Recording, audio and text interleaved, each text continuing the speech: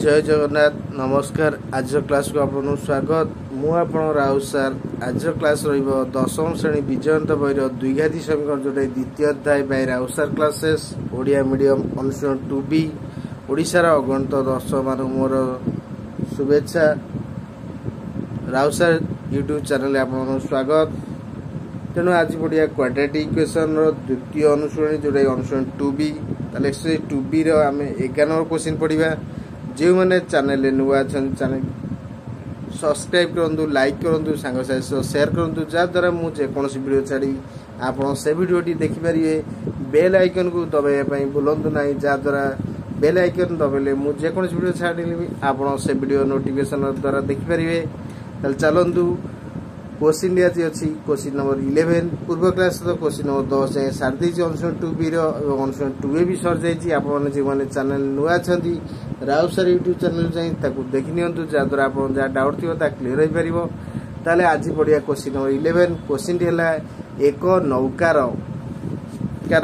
बा डंगार बेग स्थिर जगह 15 किलोमीटर पर आवर ताले 15 किमी प्रति घंटा सेमती स्रोतर प्रतिकूल 30 किमी अतिक्रमण करी पुनः अनुकूल फेरी आसिया 4 घंटा 30 मिनिट समय निये। ताले अनुकूल कहले कौन? धर स्रोत जुआडे जाउथिबो डंगा जदि सियाडे जीवो, पानी जुआडे जाउथबो डंगा जदि सियाडे गला ताको अनुकूल। प्रतिकूल कौन ना पानी जुआडू आउची तार विपरीत दिगरे जदि हमर डंगाटी गला सेटा हला प्रतिकूल। अनुकूल माने लाभ माने पानी स्रोत संगे सी पेली पड़ेबो। प्रतिकूल आमको बहुत आहुला बा कात मारिया पड़ो, जहाँद्वारा आमको टे बल अधिका खर्च करिया पड़ो। ताले सी देइची दूरता है 30 किमी। ताले 30 किमी जाइची फिर 30 किमी फेरी। ताले स्थिर जल अच्छी के घंटा अच्छी 15 किमी पर आवर। स्रोतर घंटा अवधि बेग निर्णय करिया कहिछि। ताले आमे आंसर करिबा।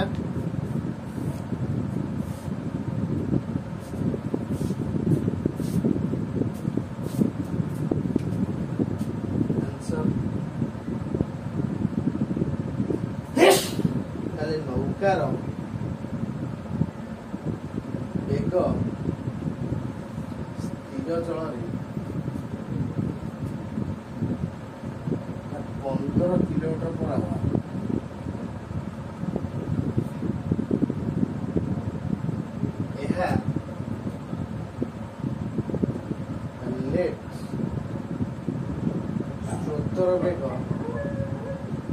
स्रोतर बेग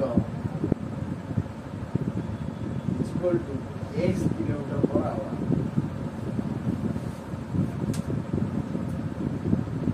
ताले दूरता अछि 30 किलोमीटर। ताले प्रतिकूल रे से दूरता अनुकूल रे अछि केते जाइबी फेर के अनुकूल रे। ताले बेग होची दूरता बाय समय। ताले समय इज इक्वल टू दूरता बाय बेग।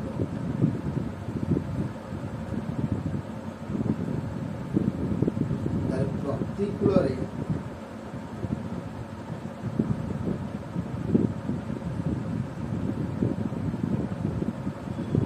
नौकार बेग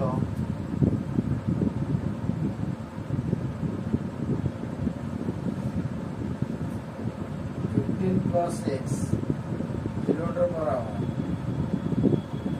अनुकूल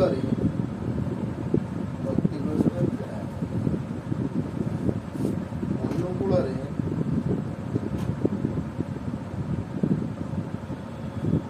नौकार बेग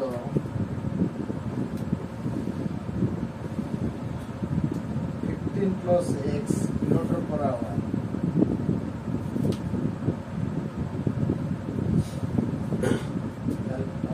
ସମୟରେ ଯିବାକୁ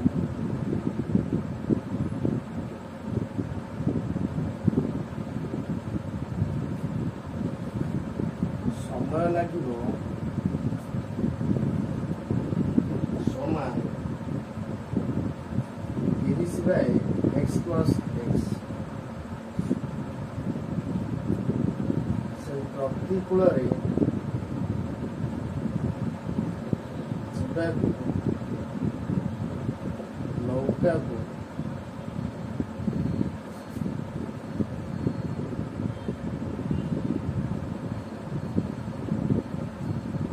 ସମୟ ଲାଗିବ 30/15 - x।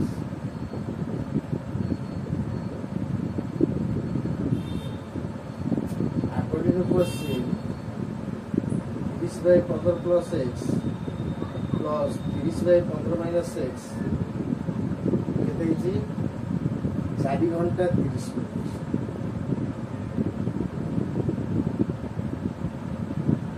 ତାମାନେ ଲସ କେତେ ହେଲା?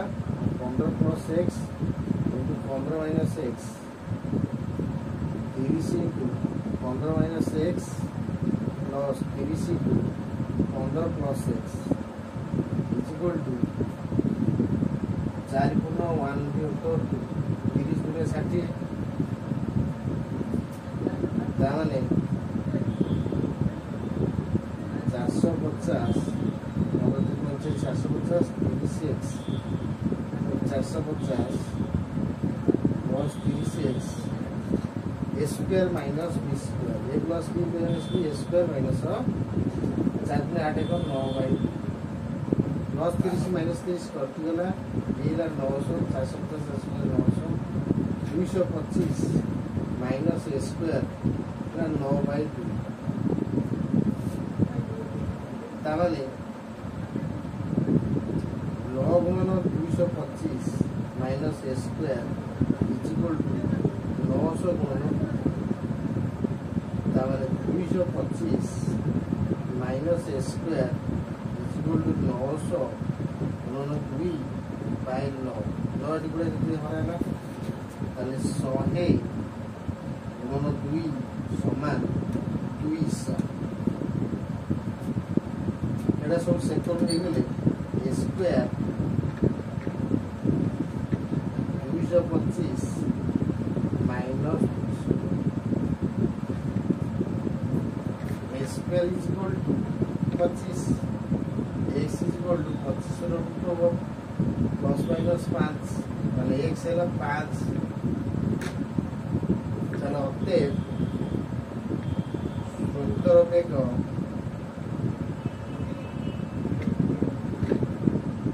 ଘଣ୍ଟା ପ୍ରତି ବେଗ ସମାନ 5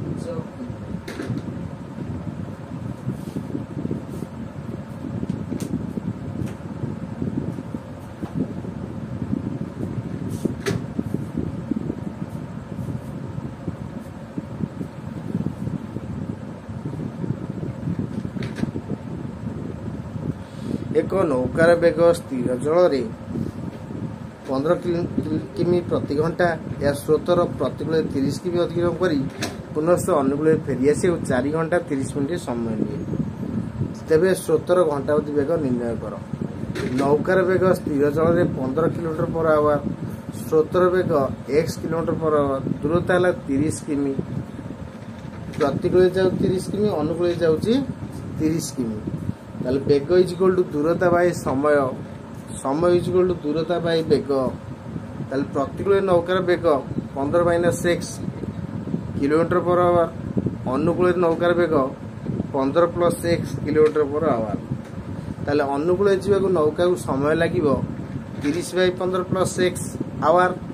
প্রতিকূলে যাওয়া নৌকাକୁ সময় লাগিব 30 / 15 - x আওয়ার।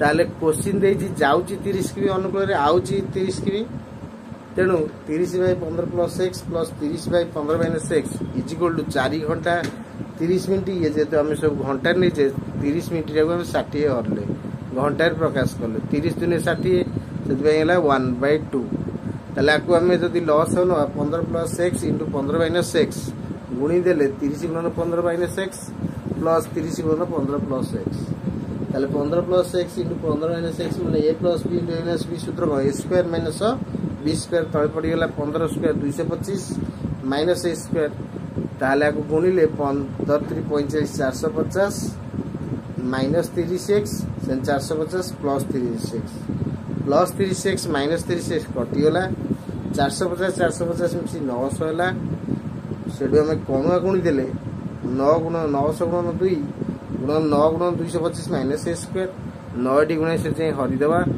ताले 9 के 9 0 2टा हो 100 100 रे 2 गुणिले 200 हो ताले a² माइनस अच्छी से कहले प्लस a² 225 माइनस 200 225 200 गला 25 a² है 25 x है 25 रूट ओवर गला 5 अर्थात x मूल्य 5 स्रोतर घंटावधि वेग है 5 किमी ताले हमू देइथिला स्रोतर घंटावधि वेग केते ताले हम भागले 5 किमी एटा थिला आंसर 11 नंबर रो आगुरी नोट कर दियंतु